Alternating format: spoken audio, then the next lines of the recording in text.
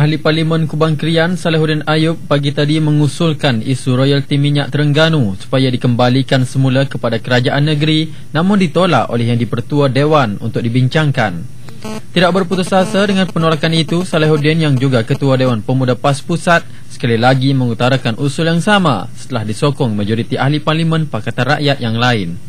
Hampir lebih daripada 60 orang telah berdiri untuk menyokong usul yang saya kemukakan, tetapi speaker dengan kuasa-kuasa yang ada padanya tetap menggunakan kuasa tersebut untuk tidak mengizinkan usul tergempar di bawah perkara 18.1 yang saya kemukakan pagi tadi untuk dibincangkan pada hari ini.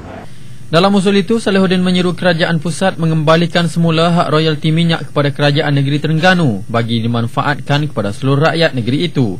Oleh itu saya merasakan walaupun sekarang ini negeri Terengganu masih lagi diperintah oleh UMNO Barisan Nasional, tetapi menjadi tanggungjawab saya sebagai seorang ahli parlimen untuk membawa usul ini untuk kepentingan rakyat tanpa saya mengira perbezaan politik dan parti mana yang memerintah Terengganu pada hari ini.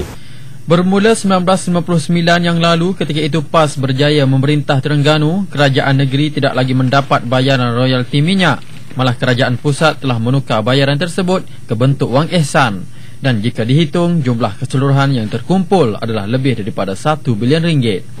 Menurutnya, jika kerajaan benar-benar ikhlas ingin membuat perubahan, pemberian semula royalti ini harus disegerakan seperti mana perubahan yang telah dibuat dalam sistem kehakiman baru-baru ini. Maka apa bezanya penghakisan kehakiman itu dengan sikap kerajaan pusat yang tidak memberikan pembayaran royalti itu kepada kerajaan negeri Terengganu. Jadi saya merasakan bahawa telah sampai masanya untuk kerajaan pusat di atas semangat federalisme, supaya tidak berlakunya penghakisan kuasa dan krisis di kalangan rakyat terhadap kepercayaan kerajaan negeri kepada kerajaan pusat.